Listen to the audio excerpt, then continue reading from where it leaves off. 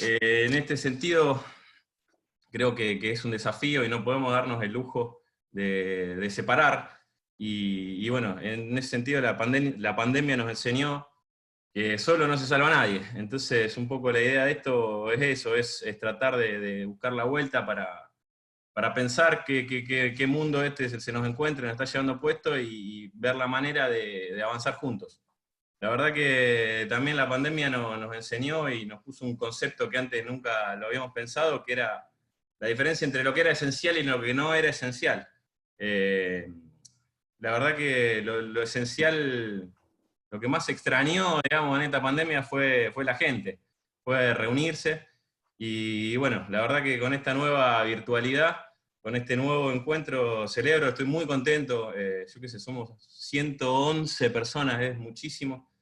Y bueno, estoy muy feliz de presentar a mi amigo, el licenciado Federico Long, un intelectual, un politólogo, un pensador, yo qué sé. Después de Fede, ¿cuánto? ¿10 años? Más de 10 años que nos conocemos. 10 Y años, 10 años. la oportunidad de escucharlo y presentarlo ante tanta gente, la verdad que es una emoción y un orgullo, Fede. Así que lo dejo con él.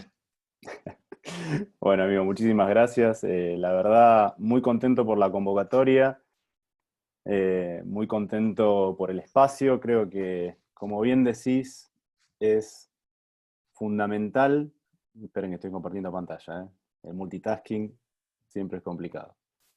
Siempre está bueno y es muy interesante poder compartir espacios para pensar, para reflexionar. Y bueno, de un tiempo a esta parte me he venido dedicando a analizar cuáles son las tendencias del futuro, empezar a pensar qué es ese mundo exponencial que se nos viene encima, que ya está presente, con el cual convivimos muchas veces y no nos damos cuenta, todas esas transformaciones. Y charlando siempre con NASA sobre estos temas, realmente salió la oportunidad de generar un espacio de debate junto a su entorno más cercano y que bueno, después se terminó expandiendo muchísimo, lo cual me dio mucha alegría sobre estos temas que desde mi punto de vista son fundamentales y muy importantes. Así que bueno, duplicando un poquito la presentación que hizo mi amigo NASA, mi nombre es Federico Long, soy licenciado en Ciencia Política por la Universidad Nacional de Rosario, soy especialista en gestión de la innovación por la Universidad de Salamanca, España, investigo y enseño, uy, espera que tengo algunas cosas que me quedaron de la clase anterior, mil disculpas, ahí está.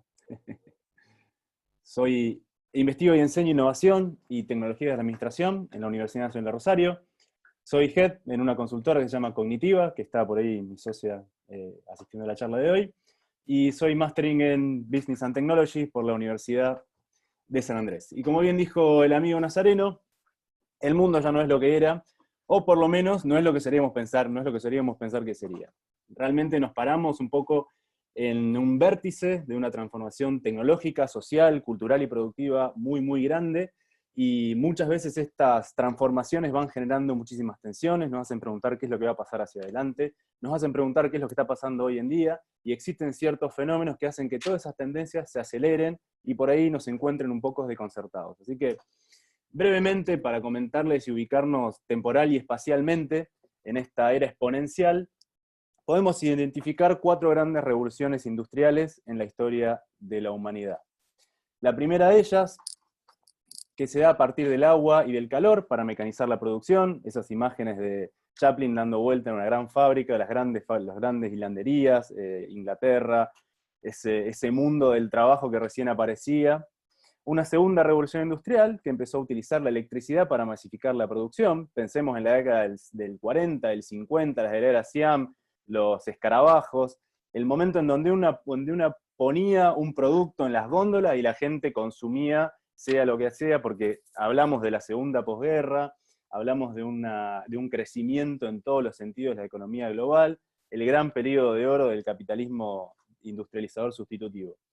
Una tercera revolución industrial, brevemente, que utilizó la electricidad, la electrónica y la tecnología de la información para empezar a automatizar el surgimiento de Internet y las redes de peer-to-peer, el surgimiento de los primeros robots, esos robots rudimentarios adentro de jaulas, porque si uno se acercaba, te mataban, te tocaban y te hacían mucho daño.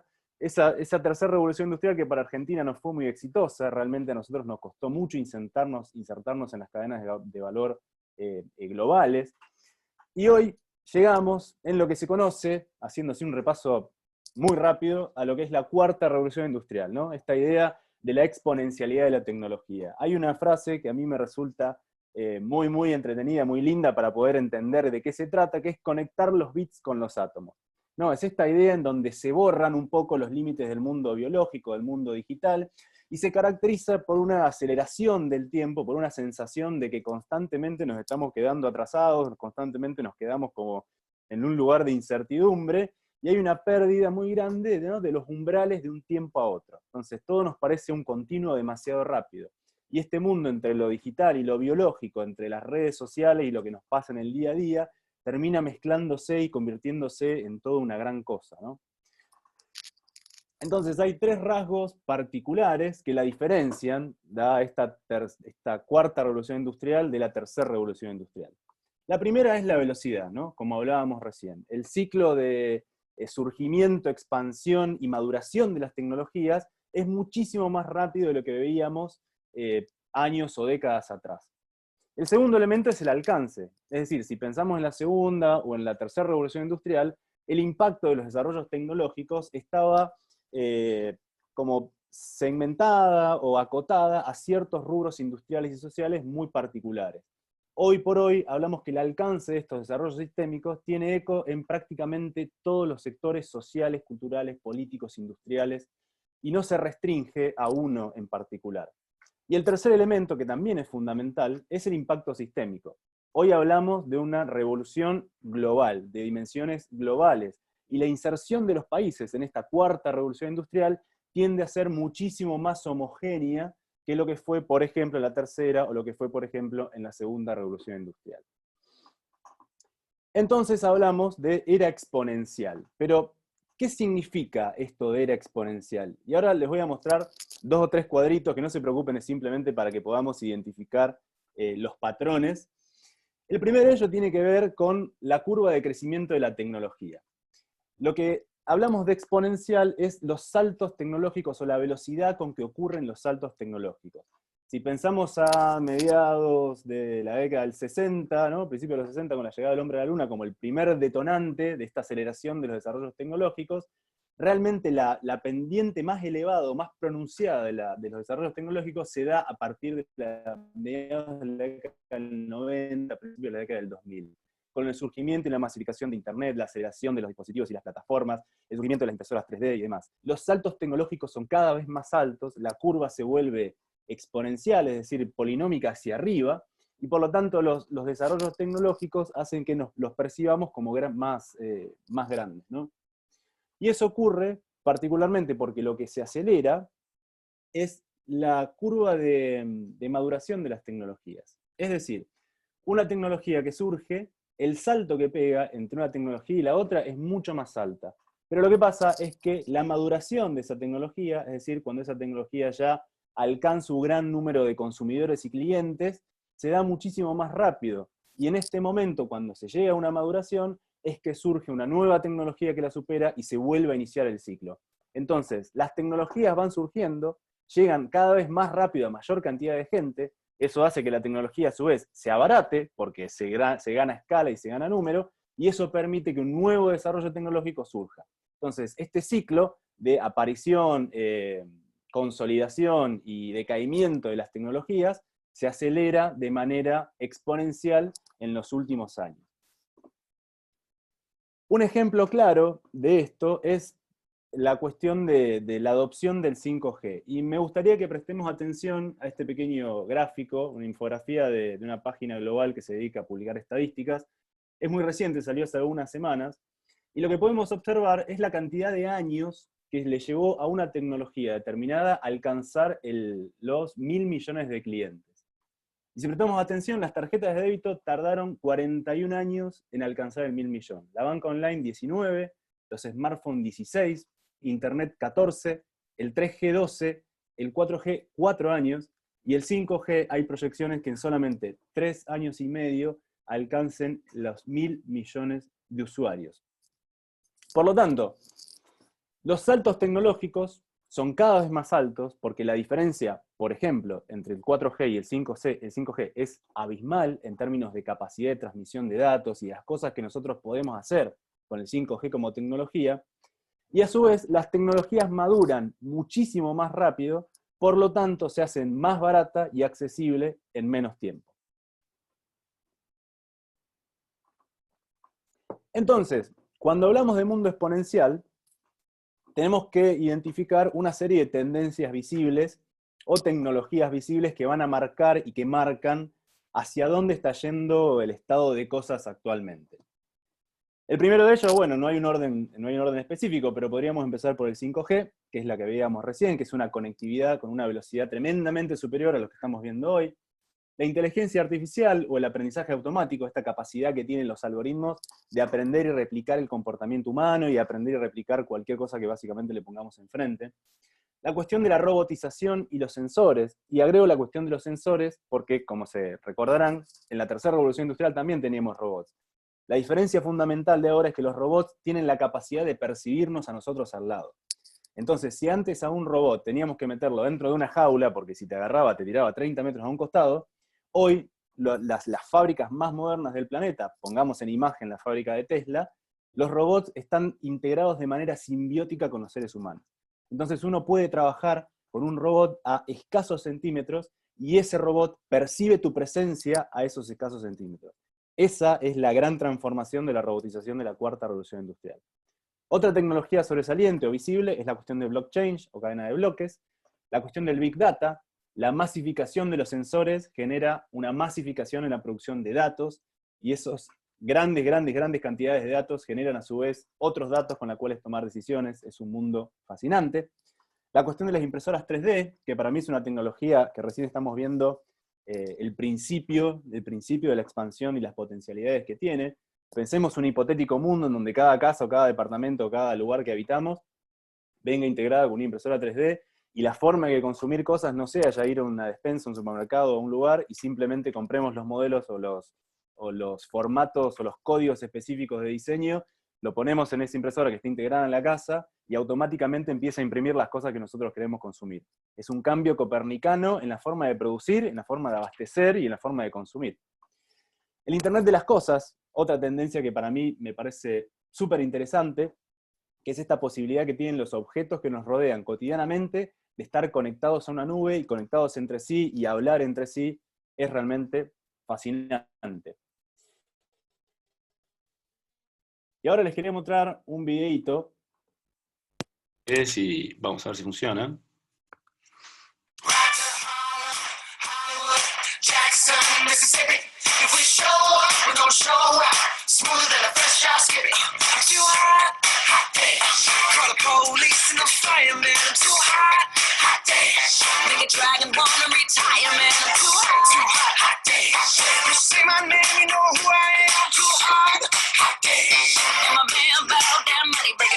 Girls hit you hallelujah, girls hit you hallelujah, girls hit you hallelujah, cause Uptown Funk gon' give it to you, cause Uptown Funk gon' give it to you, cause Uptown Funk gon' give it to you. Saturday night and we in the spot, don't believe me, just watch.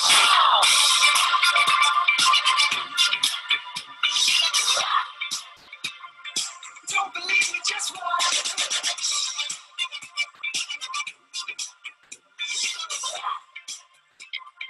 Don't believe me, just watch. Don't believe me, just watch. Don't believe me, just watch. Don't believe me, just watch. Hey, hey. Bueno, y más allá de lo divertido que puede ser el video, Me interesa que le prestemos atención a dos cosas. De primero, que se trata de una prueba de un prototipo dentro de un laboratorio, ¿no? Que tiene no mucho tiempo. Y lo segundo es la fecha, es el año 2018. O sea, este video se publica en octubre de 2018, gana relevancia, es decir, un año y chirola, un año y un par de meses atrás. Estas noticias que les presento ahora tienen algunos días. Esta particularmente, la de la revista Wire, que es una revista especializada en tecnología, tiene solamente algunos días. Este perro robot, que hace un año y medio lo estábamos viendo en un laboratorio, un prototipo, algo súper controlado, y donde ese prototipo costaba varios cientos de miles de dólares para poder acceder a él, Hoy, básicamente, se está utilizando para pastorear ovejas y monitorear cultivos. Se está empezando a utilizar en espacios públicos para identificar, en este caso, las medidas de distanciamiento social. Y lo más novedoso es que por el módico precio de $74.500, hoy cualquier persona se puede llevar uno de estos perros robots para custodiar su patio o para hacer lo que quiera. Lo interesante de esto, más allá de que a uno le resulte simpático ver un robot bailar o lo que pueda significar para nosotros, es que en solamente 1 año y medio, este robot pasó a ser de un prototipo hiper caro y poco accesible, a un robot que varias personas pueden acceder y pueden poner en funcionamiento. Lo interesante es prestar atención a cuál es la tendencia. Cuál es la tendencia a la robotización y, como decíamos antes, cuál es la tendencia a la amortización y al abaratamiento de la tecnología. Lo interesante por ahí es pensar qué nos va a deparar de acá a 4 años si esta tendencia de abaratamiento y masificación se sigue intensificando. Y además de esto, también salieron estos días muchas noticias, sobre todo alimentadas por el COVID como fenómeno de aceleración. Por ejemplo, que Rappi empezó las primeras entregas con robot en Colombia, que China presentó un tractor Smart con tecnología 5G, control remoto, y que además funciona con celdas de hidrógeno, o que China está avanzando fuertemente hacia la robotización total de sus fábricas. Entonces, al ejército de autónomos que ya tenemos hoy en las fábricas, hay que añadir todos aquellos robots que van a empezar a suplir otros rubros y otros lugares que ya no son esas fábricas encerradas adentro de una jaula. La masificación de la robotización, acompañada de todas estas tendencias tecnológicas, va a abarcar a rubros tan distintos como salud, defensa, logística, etc. Y el último dato, y ya no los aburro más con estadísticas y numeritos, es un cuadro que me parece súper interesante que vean, que tiene que ver con las tendencias que analizábamos antes. Por un lado, la cantidad de dispositivos conectados, es decir, número de Internet de las cosas, 2018 22 billones, 2025 se proyectan 38.000 millones, y el 2030 50.000 millones de dispositivos conectados a Internet, sin tener en cuenta los dispositivos móviles. Lo mismo en vehículos eléctricos, lo mismo en expansión y consolidación del 5G. Las tendencias que se ven hoy, que se proyectan hacia adelante, son claramente las que estábamos viendo anteriormente. Y si algo nos faltaba a este bello 2020 y a este bello mundo exponencial que veíamos hasta diciembre del año 2019, es la aparición del COVID, que nos tiró todos los pronósticos que teníamos dando vuelta al tacho. Y lo interesante de la disrupción ambiental que fue el COVID como virus, fue la situación de aceleración de muchísimas de las tendencias que veníamos viendo y que estaban empezando tímidamente a existir. Por ejemplo, hace 2 semanas, el CEO norteamericano de Walmart, que es una de las principales cadenas de retail del mundo, decía que ellos tenían proyectado la transformación digital de sus tiendas, los números que ellos tenían proyectados de transformación digital de sus tiendas para el año 2022 se están cumpliendo en marzo del año 2020. O sea, todas las tendencias que nosotros estábamos viendo, el COVID-2019 funcionó como acelerador y masificador de todo lo que se estaba haciendo en términos de nuevas tecnologías y transformación digital. Además de eso, el COVID operó y está operando, según una de las principales consultoras de Inglaterra, que es Board of Innovation, en múltiples frentes. El primero de ellos tiene que ver con lo geopolítico, es decir, hay una disputa que se ha intensificado en términos de liderazgo tecnológico y aranceles entre potencias del mundo, principalmente entre China y Estados Unidos, y todas las implicancias que eso puede tener alrededor. Hay cambios fundamentales en términos de comportamiento humano, es decir, todos o la mayoría hemos experimentado algún tipo de fobia social, el distanciamiento no será gratis para todos nosotros, y eso probablemente acarree mayor individualización y problemas por ese lado. Hay serios problemas en términos de dinámicas industriales y cadenas de suministros. Este fenómeno de pandemia puso en jaque, por ejemplo, la producción mundial de paracetamol, que está concentrada en el 92% en China. Y la mayoría de los países terminaron quedándose sin el suministro de un insumo que era vital para este tipo de fenómenos. Entonces, hoy el polo productivo de Asia está fuertemente cuestionado. La cuestión de la convergencia tecnológica, hablamos de que las tecnologías se hacen cada vez más baratas, se masifican, se amortizan mucho más rápida, por lo tanto, la convergencia de tecnologías, es decir, agrupar muchas tecnologías sobre un objetivo específico y combinarlas, probablemente se acelere y sea mucho más rápido de lo que veníamos viendo. Probablemente aparezcan nuevas regulaciones, ya algo se vio previo al COVID-2019, principalmente en los países europeos, esto de empezar a regular, los estados intentan empezar a regular cuál es la utilidad que se le da a los datos personales, por qué uno tiene que mantener cierta privacidad, cómo uno va a administrar, por ejemplo, la interacción de robots y seres humanos. Son todos debates que se empiezan a acelerar a partir del COVID-2019. Y un último que realmente dejó expuesta muchos de los problemas que ya venían existiendo a nivel global y que el COVID y el mundo exponencial aceleran, que es la crisis del sistema de producción en general. Probablemente muchísimas fuentes de empleo, muchísimos trabajos van a desaparecer a partir de la robotización, sobre todo los trabajos manuales y más repetitivos, y el problema es que los trabajos que se creen muy probablemente no puedan ser cubiertos por las personas que se quedan sin trabajo, con lo cual genera muchísima tensión y presión sobre los sistemas sociales y sobre los sistemas económicos en general. Entonces a mí me gusta hablar, a pesar de que es un concepto no muy reciente, de tiempos VICA, ¿no? Yo le agrego siempre, entre paréntesis, un más. Hablamos de tiempos VICA, básicamente es una analogía de un término en inglés, que es VUCA, y habla de velocidad, incertidumbre, complejidad y ambigüedad. Sí, me confundí. Hablamos de tiempos veloces o de tiempos volátiles por la aparición rápida de problemas complejos y de difícil solución. Pensemos en la disrupción que generó el COVID-2019 en los sistemas económicos y sociales a nivel global. Hablamos de tiempos inciertos porque claramente es muy difícil poder planificar y observar sin tener nubarrones en el horizonte en un futuro cercano. Hablamos de tiempos complejos porque los problemas son igualmente complejos, es decir, hablamos de problemas multicausales, hablamos de problemas multiactorales, hablamos de tiempos ambiguos, además porque esos problemas multicausales y multiactorales, a diferencia tal vez de algunos años atrás, no encuentran una sola vía de solución, probablemente tengan muchas soluciones que aborden una parte de ese problema, y que no necesariamente nos dé garantía de aplicación, ¿no es cierto?, a esos problemas. La solución que elijamos probablemente sea una solución demasiado temporal por las transformaciones que ocurren en nuestro contexto, por lo tanto que tengamos que estar pensando constantemente en nuevas soluciones que puedan ir cubriendo esas transformaciones que van pasando en nuestro contexto. Y el más, yo se lo agrego porque a todos estos fenómenos se le agrega, desde mi punto de vista, la cuestión de la disrupción ambiental y el cambio climático, que hace todo aún más incierto, aún más complejo y aún más ambiguo. Entonces realmente es algo que requiere muchísima energía para observar y analizar.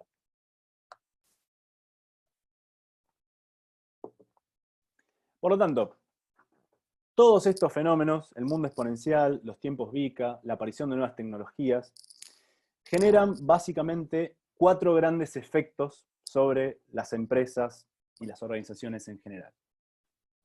El primero tiene que ver con el cambio en las expectativas de los consumidores.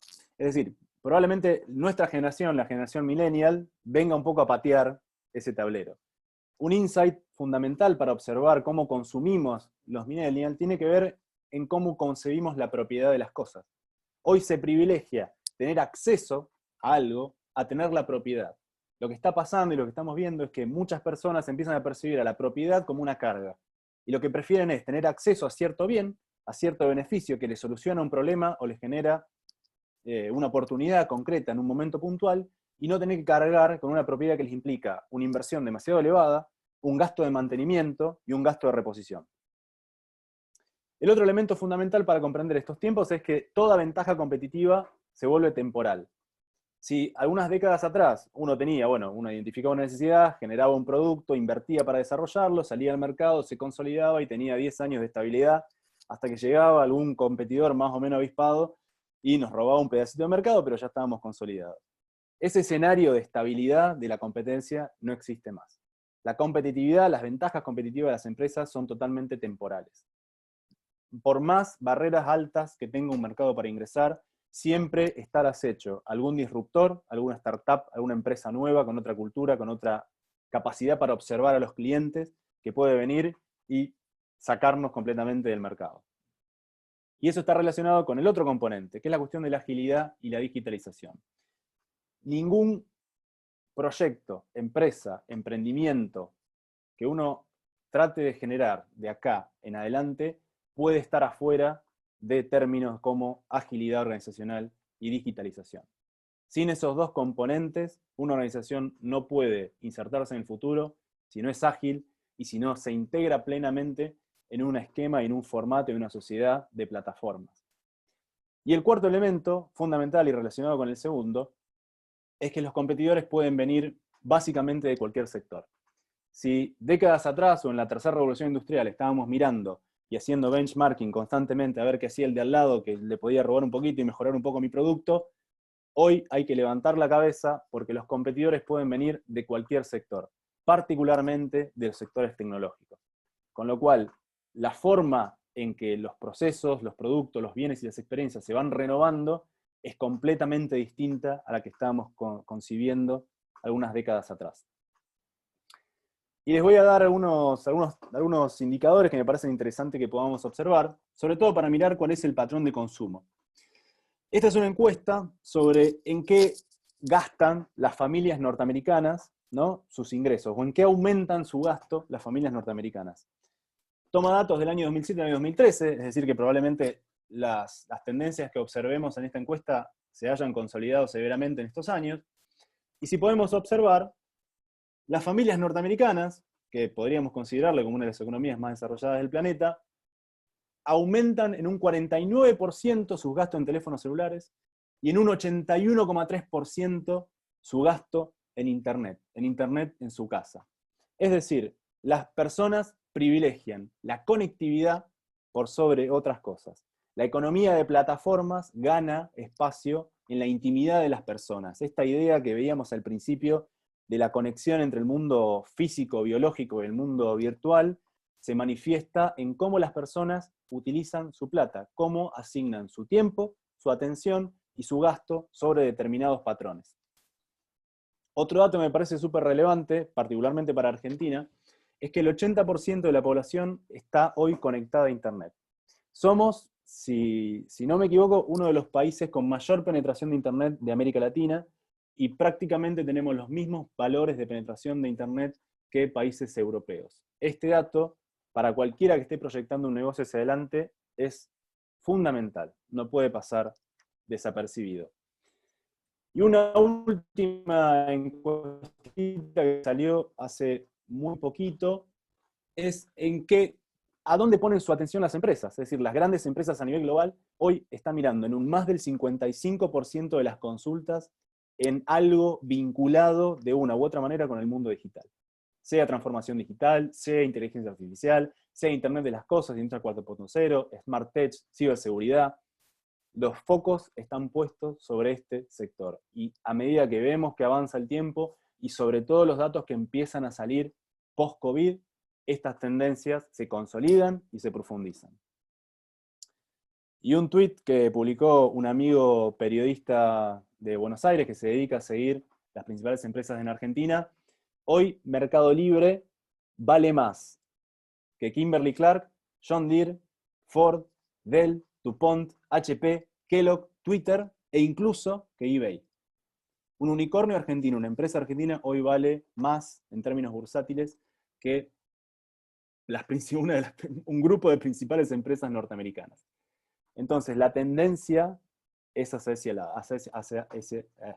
ese lado. Y es inevitable y uno tiene que estar muy atento para poder percibirla e identificar oportunidades de negocios. Entonces, ¿cómo se preparan las empresas para aprovechar las oportunidades, para identificar estas tendencias? Podemos identificar, o así, charlar brevemente sobre dos estrategias fundamentales. La primera es una estrategia reactiva. Es decir, me cierro, rechazo el contexto, me focalizo en algo, en una tecnología madura, en algo que hago, que sé que funciona, que me genera rentabilidad, no arriesgo. Mala idea. fin a corto plazo. Y el otro es estrategias proactivas. Es decir, entiendo que el contexto está cambiando, entiendo que la situación es compleja, entiendo que me genera incertidumbre, pero tomo una definición estratégica, tomo una decisión, ejerzo el liderazgo y avanzo hacia una transformación en clave de las tendencias del futuro, en línea con las tendencias del futuro. Y particularmente creo que hay que trabajar, o las empresas deberían trabajar sobre 3 ejes fundamentales. El primero de ellos tiene que ver con la agilidad organizacional. Es lo que hablábamos antes. Es cambiar la cultura de trabajo, cambiar las formas de trabajo. Para eso, primero tiene que haber una definición estratégica. Sin un horizonte estratégico, las empresas no pueden invertir en transformarse hacia un mundo digital, porque probablemente sea dinero mal gastado. Lo segundo es contar con un liderazgo y una decisión para avanzar en esa línea. Sin un liderazgo claro y sin una decisión consecuente para avanzar hacia eso, probablemente todos los planes que se generen naveguen y terminemos hundidos en la incertidumbre y en las crisis financieras.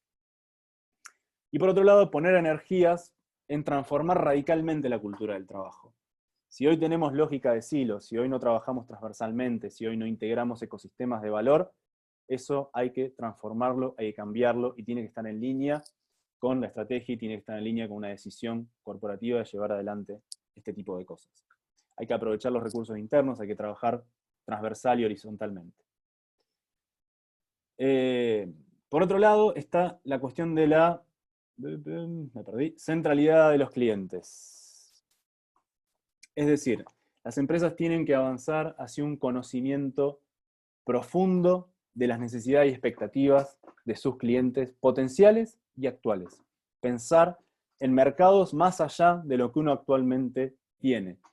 Debemos, como empresas, como organizaciones en general, lograr construir una empatía profunda con las necesidades, las vivencias de nuestros clientes. La hipersegmentación es lo que nos da, es lo que nos ofrece la potencialidad que nos ofrece hoy la cuarta revolución industrial y el análisis y la gestión de los datos. Y otra cosa es integrar sistémicamente una mirada de los clientes en los procesos internos de la empresa, ya sea de planificación, gestión, desarrollo y demás. Por último está la cuestión de la gestión de plataformas. Y esto, a mí me gusta dividirlos en las plataformas analógicas y las plataformas digitales. Si bien hablamos de un mundo continuo, y no podríamos hacer una diferenciación tajante, sí está bueno pensar en cómo yo integro redes y ecosistemas en los lugares en los cuales yo me involucro y circulo. Es decir, las empresas tienen que empezar a nutrirse mucho más de sus contextos externos y de empezar a identificar cuáles son las potencialidades del talento que tiene internamente, para poder integrarlas dentro de una estrategia de transformación real. Y por otro lado está la cuestión de las plataformas digitales, es decir, cómo logramos hacer converger hacia la omnicanalidad, es decir, mantener integrados en un mismo continuo todo lo que son los canales digitales, los canales físicos, en una sola cosa para favorecer los procesos de relacionamiento con los clientes y con los socios estratégicos de la empresa. Todo esto, ¿para qué? Para poder construir una propuesta de valor que sea perceptible en un mundo de plataformas y de transformación digital, relevante para las transformaciones, para las necesidades de los clientes actuales y potenciales, esto nuevamente, pensar en otros mercados más allá del que yo integro actualmente, y diferencial en relación de tus competidores, y esto, otra vez, actuales y potenciales. Recordemos que las ventajas competitivas son temporales y que los competidores pueden venir de cualquier sector. Entonces, en un mundo de experiencia de cliente, servicios basados en el Big Data, exponencialidad tecnológica, se requiere pensar, meditar y actuar sobre nuevos modelos de negocios. Es decir, muchachos, hay que innovar, hay que transformarse, hay que cambiar. ¿Y qué entendemos por innovar? ¿Qué es innovar? Una definición un poco ortodoxa, que a mí me gusta utilizar, que me parece que es interesante, es que innovar es la forma en que las organizaciones pueden aprender rápidamente del contexto que integran identificar tendencias, ver hacia dónde va el estado de cosas, saber cuáles son los competidores actuales y potenciales, identificar nuevas oportunidades a partir de un conocimiento profundo, real y empático de los clientes potenciales y actuales, y adaptarse rápidamente, con agilidad, para poder sobrevivir y en última instancia generar plata, que es el objetivo de toda empresa. Ahora bien, una definición un poco más académica de la innovación, porque nobleza obliga, que entendemos por innovación, y esto es interesante. Una innovación puede ser un producto o un proceso nuevo o mejorado, que difiere significativamente de los productos o procesos anteriores, y esto es importante, siempre y cuando esté puesto a disposición del cliente. Ser creativos no es ser innovadores. Yo puedo tener una gran idea, se la puedo contar a un amigo, le puedo decir, che, NASA, mirá el ideón que tengo acá, no sabés lo que está, pero si esa idea nunca pasa la etapa de idea, no va a tener ningún impacto económico, no va a generar ningún beneficio al cliente, no va a integrar ninguna propuesta de valor, por lo tanto, termina siendo una buena charla de café. Entonces, la creatividad, para que pueda ser innovación, requiere de puesta en acción, requiere de desarrollo y requiere de puesta en mercado. Y esto también es importante, porque es una forma de comprender la innovación dentro del esquema de cuarta revolución industrial. Una innovación puede o no puede ser objetivamente nueva, siempre y cuando sea percibida como nueva para quien la adopta. Y eso es muy importante al momento en que uno desarrolla y pone en funciones una nueva propuesta de valor para los clientes. Entonces, podemos identificar, a grosso modo, muy rudimentariamente, dos modelos de innovación. Un modelo de innovación que primó hasta los principios de los 2000 o antes también, que sigue existiendo en muchísimas empresas y puede que siga funcionando en algunos rubros, que es un modelo de innovación cerrada.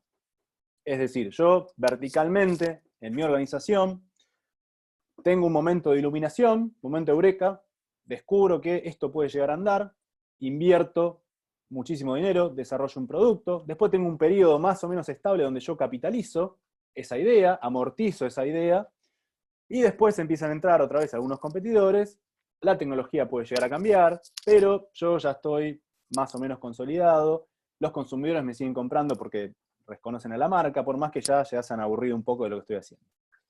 El problema es que este modelo de innovación hoy tiene muchísimas falencias, sobre todo en términos del contexto que estamos viviendo y que probablemente se consolide en el tiempo que viene hacia adelante.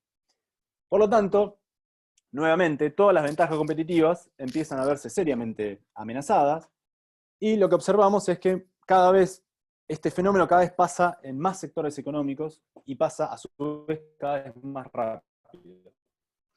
Entonces empezamos a hablar de una forma de innovación más abierta. Y cuando nos referimos a innovación abierta, tiene que ver con que las organizaciones empiecen a hacer uso y gestión de todos los flujos de conocimiento y contextos en los cuales se mueve esa empresa. Es decir, empezar a aprovechar, construyendo redes, gestionando ecosistemas, identificando posibles ideas de solución para mis clientes potenciales, que ya los tengo muy identificados y sé cuáles son sus necesidades, para empezar a construir propuestas de valor mucho más innovadoras, tal vez asociándome con otro, participando en otra empresa, generando otro proyecto, ya no visto de manera vertical y cerrada, sino pensando más en términos de ecosistema, y de cómo yo, indirecta o indirectamente, me puedo beneficiar de un negocio que tal vez va por una tangente, por una lateral, de lo que va mi negocio principal, el negocio madurado, el que me genera más rentabilidad. Pero tenemos que partir de la máxima de que probablemente ese negocio que hoy es maduro, que es una tecnología que me permite generar mucha rentabilidad, en un corto plazo probablemente se vea seriamente afectado y mi principal fuente de ingresos se caiga y yo no pueda sobrevivir al entorno al cual estoy viviendo. Entonces, la innovación abierta esencialmente lo que nos permite es sumar miradas, sumar equipos, sumar disciplinas, salir de las comunidades homogéneas, que son en general las fábricas o las empresas en general, y empezar a integrar y asociarnos con objetivos específicos, con objetivos de rentabilidad. Nadie acá está hablando de hacer nada naif, digamos, nada de buena voluntad, pero pensando en que la realidad es claramente compleja, el futuro es claramente incierto, y si yo sumo más miradas, sumo más capacidades organizacionales, sumo más socios estratégicos, yo tengo más posibilidades, más chances de generar, de aprovechar una oportunidad para estos clientes actuales o potenciales, o generar una posible solución que me permita a mí continuar en el negocio, cambiando de rubro, manteniendo el rubro, pero no atándome a una tecnología o a un proceso maduro. Entonces, ¿cuáles son las condiciones para innovar de una manera abierta? Particularmente identifico 4 elementos básicos que toda organización, pequeña, mediana, grande, debe o debería considerar al momento de innovar de manera abierta, que está relacionado con lo que vimos anteriormente. El primer elemento es la cuestión de los ecosistemas. Es decir, nuevamente, las empresas necesitan empezar a ver a su competidor o a la persona que tiene al lado o al entorno cercano e inmediato que tiene como posibles socios estratégicos en proyectos de mayor envergadura. Probablemente una de las tendencias que la tecnología nos va a permitir, que la cuarta revolución nos va a permitir, es la integración tecnológica, la convergencia tecnológica y la escala. Entonces, si uno no tiene en claro la integración del ecosistema, si uno no aprovecha las potencialidades que tiene mi vecino, el que tengo cerca, el que tengo no tan cerca, pero me puede aportar y contribuir a un proyecto innovador, nuevo, que puede capturar más valor en el mercado, las empresas van a empezar a estar en serios problemas. Y de hecho, quienes están teniendo éxito, si uno percibe a nivel global qué es lo que está pasando en las empresas, las asociaciones, las convergencias y los ecosistemas de desarrollo de innovaciones son cada vez más grandes y son cada vez más claros. El segundo elemento que va de la mano del primero es el cambio del mindset empresario. Cómo percibimos a las empresas, cómo trabajamos al interior de las empresas y cómo empezamos a pensar las asociaciones con otros para poder ganar y escalar en el mercado y conseguir oportunidades para poder satisfacer demanda de los consumidores. La lógica vertical, monolítica, hoy no son los modelos organizacionales que están teniendo las empresas que tienen éxito. Mercado Libre no tiene ese formato, como así muchísimas otras empresas de diversos rubros, automotor, retail, base industrial. Hoy todas están migrando hacia esquemas mucho más horizontales, mucho más transversales, por equipos, con metodologías ágiles, con incorporación de tecnología para hacer los flujos de trabajo mucho más dinámicos y demás. El tercer elemento, que está a su vez relacionado con los otros dos, tiene que ver con la capacidad de ser flexibles en términos de procesos y recursos. Es decir, si yo tengo un contexto que es variable, es incierto, es cambiante, yo tengo que tener una gimnasia dentro de mi organización que me permita adaptarme a los cambios y las transformaciones del contexto. Si tenemos organizaciones rígidas, probablemente nos sea muy difícil transformarnos y aprovechar el potencial que tienen las personas que trabajan para nosotros y que trabajan con nosotros. Como a su vez probablemente sea muy difícil poder asociarnos y colaborar en un ecosistema de innovación, el cual la empresa puede integrar y puede capturar valor. Por lo tanto, es fundamental lograr esta gimnasia. Y siempre hay que verla como una persona, digo, como todos nosotros. Si nosotros nos quedamos quietos mucho tiempo, comiendo papitas y viendo películas de Netflix, probablemente, si queremos salir a correr una maratón, se nos complique muchísimo. Entonces, primero nos tenemos que levantar, tenemos que empezar a comer un poco más sano, tenemos que salir a correr una vez por semana, empezar a entrenar, y probablemente en un par de meses largo, logremos tener la agilidad necesaria para correr una maratón y ganarla. Entonces, como todo, son cosas que se entrenan y es una gimnasia. Y el último elemento es la cuestión de la centralidad de las personas, lo que hablábamos antes para construir una propuesta de valor relevante y diferencial, que tiene que ver con cambiar radicalmente el enfoque de desarrollo de productos, servicios y experiencias, y empezar a pensar en clave de las necesidades del cliente, de la experiencia del cliente, pasar de una lógica de producto, que era válida en la década del 60, en la segunda revolución industrial, en donde vos ponías cualquier cosa en un estante y venían y te lo sacaban, a una lógica de experiencias de consumo. El valor al cliente no lo otorga simplemente el consumo de una cosa. Probablemente, para algunos, comprar un objeto, sacarse una selfie, publicarla en las redes, le genera, el like de la red le genera muchísimo más beneficios y valor que el consumo del objeto mismo. Por lo tanto, los patrones de construcción de valor de las personas son completamente distintas a lo que eran décadas anteriores. Y eso es muy importante tenerlo bien presente y analizado en todas las empresas para innovar de manera abierta. ¿Y dónde pueden innovar las empresas? ¿No? ¿Dónde podemos ser innovadores? ¿En qué sectores? Bueno, acá tenemos una pequeña lista de dónde podemos innovar. Podemos innovar en la forma en que construimos las redes y los ecosistemas, en cómo nos asociamos con otros para generar sinergia virtuosa con otros, en nuestras estructuras organizativas, marchar hacia modelos más ágiles, poder adaptarnos más rápido, tener la gimnasia necesaria para aprovechar las oportunidades que van surgiendo del contexto. En términos de procesos productivos, ser frugales, abaratar procesos, generar innovaciones en ese sentido. En términos de características de productos, pueden ser agregando servicios a productos físicos, generando experiencias asociadas al consumo de un producto, generando nuevos servicios. En términos de sistemas de producción, de la manera que uno gestiona las cadenas de suministros, o de cómo uno se vincula con proveedores y clientes. En términos de servicios, lo que hablábamos recién, cómo uno produce nuevos servicios asociados. En términos de canales, cómo yo vendo y comercializo mis productos, cómo yo puedo generar innovaciones ahí. En términos de marca, en términos de cómo uno se visibiliza hacia afuera y cómo la gente nos percibe a nosotros como organización. Y en términos de relacionamiento de cliente, lo que hablábamos también recién, cómo yo posiciono al cliente desde una manera diferente y empiezo a generar valor desde una perspectiva de cómo me relaciono con él. Dónde yo le puedo generar una experiencia positiva de consumo, más allá del bien o servicio que yo estoy entregando. Y un elemento que salió hoy a la mañana en un portal específico de tecnología, que es Cipro, que me pareció súper interesante para ilustrar esto. Garbarino, seguramente todas las conocen, es uno de los retailers más importantes de la Argentina, hoy en crisis, en una fuerte crisis, con un fuerte problema de deuda, está encarando un proceso de reconversión y transformación digital radical.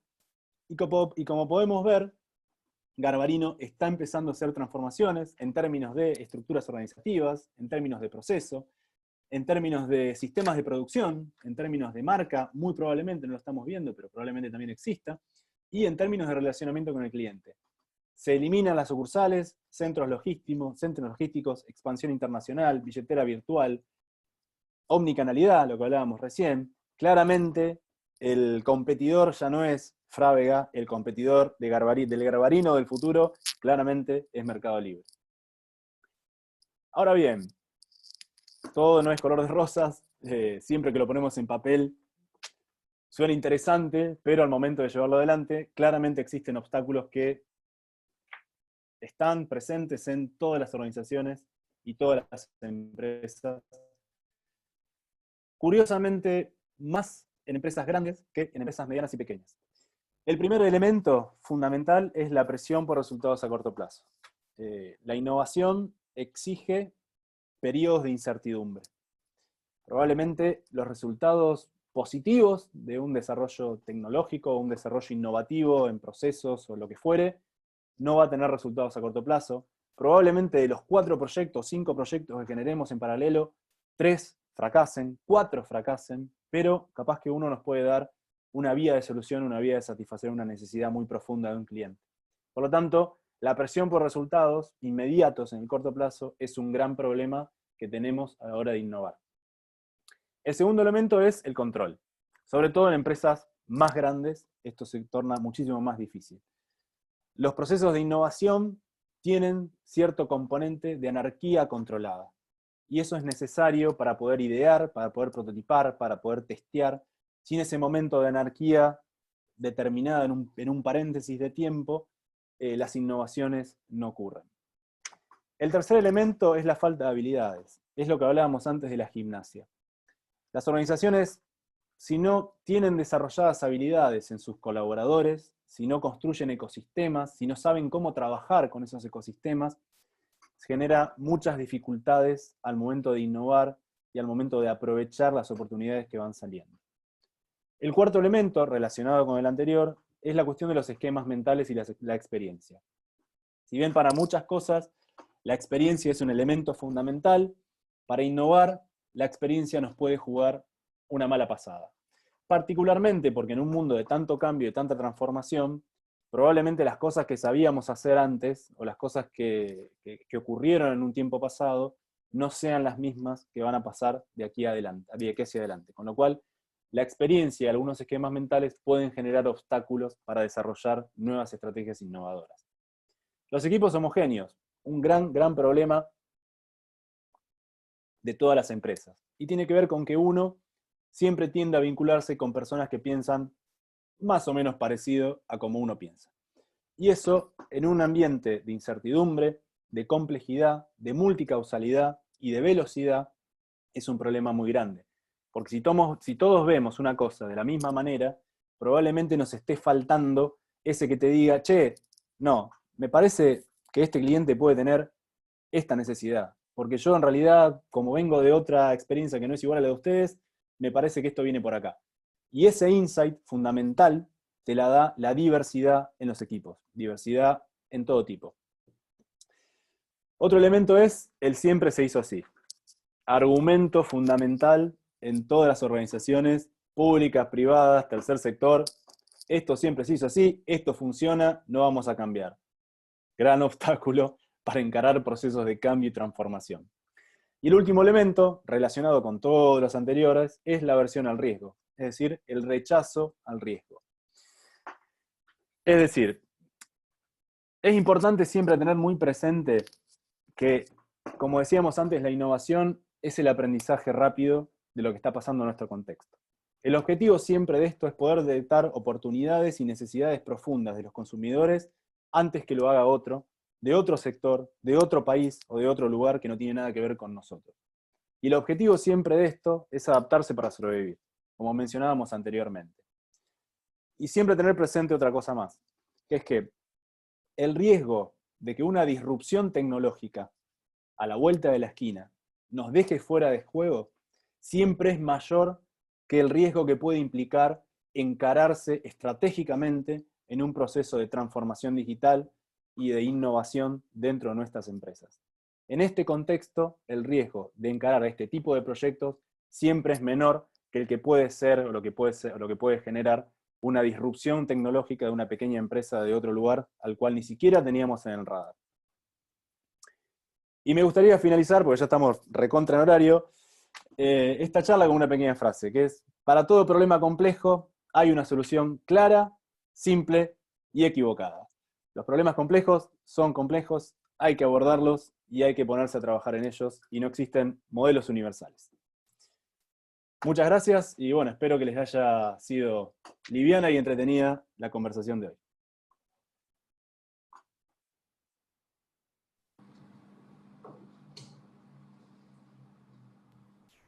Bueno, Fede, la verdad que fue clara, fue dinámica. Yo qué sé, a mí me gustó mucho, no sé qué dirán los otros. Abrimos a las preguntas. Pablo, si las quieren escribir o si quieren ir levantando la mano. Eh, Pablo, ¿estás por ahí? Hola, sí, estoy acá. Ahí está. 117, amigo, así que, a ver, vamos. Bueno, muy bueno, gracias. Me alegro que les haya gustado la conversación. A disposición en las redes, eso me olvidé decirle a los que quieran seguirme y tengan dudas, consultas o cosas que quieran evacuar, @fedelong en LinkedIn, Instagram. Pueden buscarme y con gusto les voy a responder todas las preguntas y dudas que tengan. Bueno, no sé si alguien quiere preguntar algo puntual. ¿Quieren? A ver, estoy mirando, repasando. ¿Alguna reflexión? No hace falta que sea pregunta, gente, ¿eh? A ver si se No hay ningún entendió. problema. Bueno, voy a arrancar yo con una pequeña reflexión. La verdad que Fede, muy interesante. Yo en esta pandemia, digamos, en la cuarentena yo en lo personal estuve investigando mucho estuve investigando mucho sobre las nuevas tecnologías y la verdad que me generó tanta incertidumbre. Digamos, me saqué, digamos, tuve más dudas que certeza cuando empecé a investigar. Y lo que pasaba es que por eso también terminamos haciendo la charla, es que el enfoque está en las personas. Yo dentro de 5 años no sé qué va a pasar con todo esto, pero sí, digamos, mis ahorros, por así decirlo, mi energía, la estoy empezando a dedicar a la gente más que a las cosas, porque es lo único que por lo menos sé que dentro de 5 años van a estar. Entonces, yo creo que en esta heterogeneidad de los equipos que vos planteás, en esta, digamos, en esta necesidad de trabajar en red, creo que va a estar la clave de aquí en adelante, ¿no? Sí, es muy interesante lo que vos decís, NASA, porque inclusive algo que todos tenemos que tener muy presente es que si hay algo que la cuarta revolución industrial, el mundo exponencial, la transformación digital, eh, no sustituye, es la capacidad emocional de las personas. Es decir, siempre vamos a necesitar equipos, siempre vamos a necesitar confianza, siempre vamos a necesitar redes. La transformación digital no se trata de tecnología, se trata de personas. Y eso hay que tenerlo muy presente.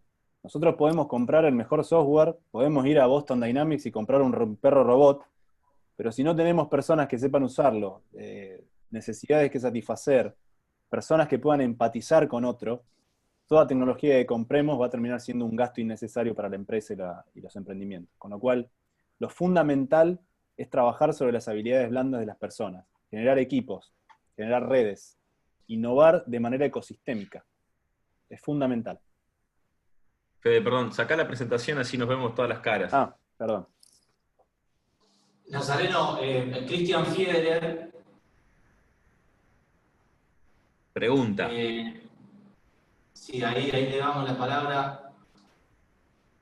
Ahí está el marco para ti. Ahí estoy. Hola, ¿me Ahí escuchan? está.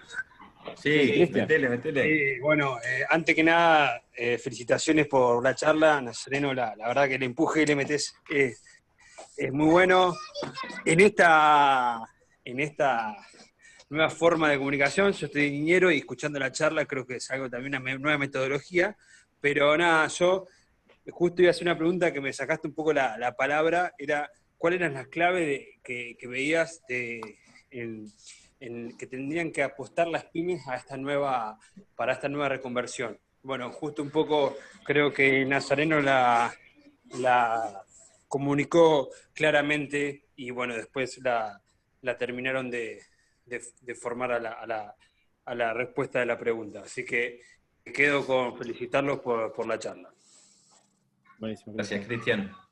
No, esencialmente, Cristian, digo, el modelo que uno tiene que, o las cosas que uno tiene que percibir es lo que charlábamos antes, es empezar a trabajar en cómo me convierto en una organización más ágil, integrando nuevas capacidades, generando nuevos ecosistemas, vinculándome con otros de manera estratégica, en cómo yo gestiono las plataformas, empezar a percibir no solo el canal físico, sino entender que los clientes van a venir de todos lados, desde las plataformas de las redes sociales, desde un acceso punto de internet, desde la vereda, y probablemente el mismo cliente vaya de un lado a otro y sea el mismo, y uno tiene que brindar una experiencia positiva de consumo a todos.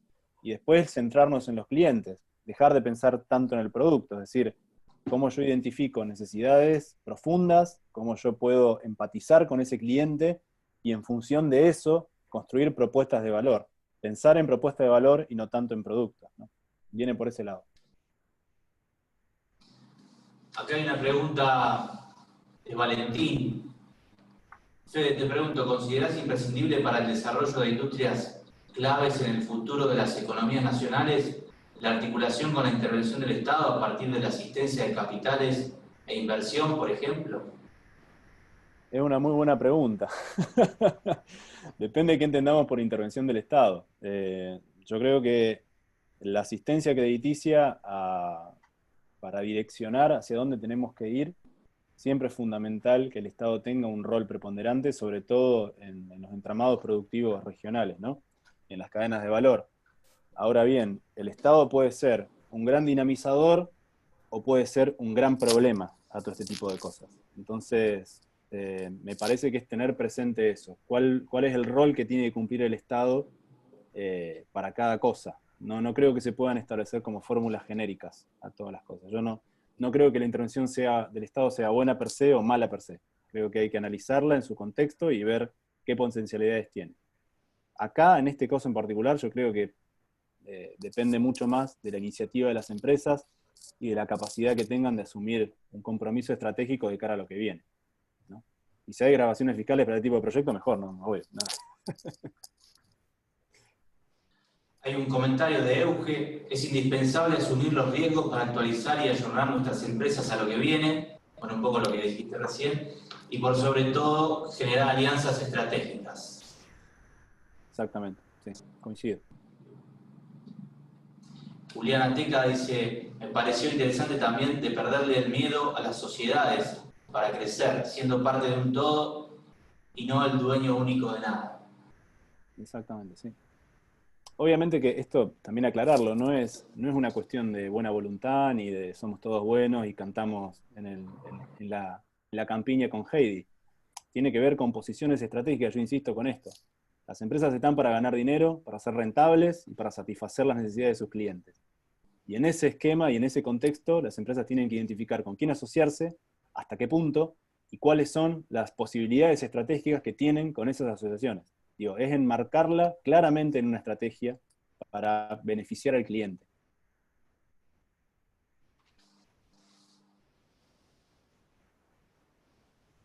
Bien, por ahora, bueno, esas son las preguntas y los comentarios que fuimos teniendo.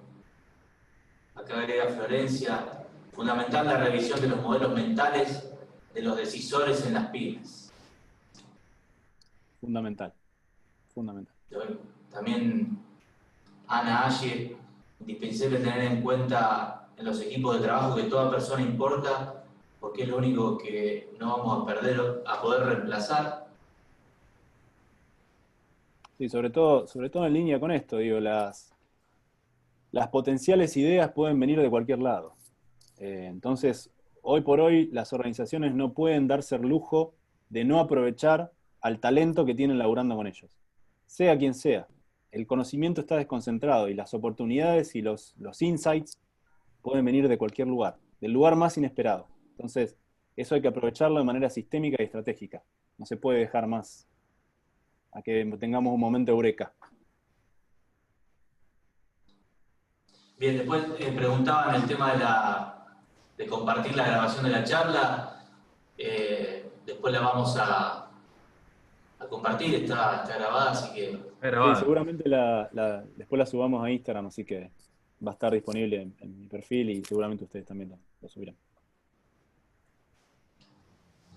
Che, bueno, gente, no sé si alguien tiene alguna pregunta más. Yo la verdad que les quiero agradecer a todos porque a muchos los hinchamos bastante y mucha gente se puso a la 10 y invitó gente y la verdad que logramos esto porque fuimos muchos los que le pusimos onda a esto. Así que nada, la verdad que muchas gracias por su tiempo y por todo. Yo no sé, ahí si hay alguno más. Ahí subió una pregunta Dante. Fede, ¿qué opinión podés brindar en relación a una empresa de servicios sociales que tras 40 años de comercialización persona a persona, qué estrategia a corto plazo sugerir? Que me escriba por privado. No, hay mucho. Hay mucho para trabajar en muchos lugares, así que a disposición, en serio. Si me agréguenme en las redes sociales y cualquier duda, consulta que les pueda servir y ser de utilidad, estamos a disposición.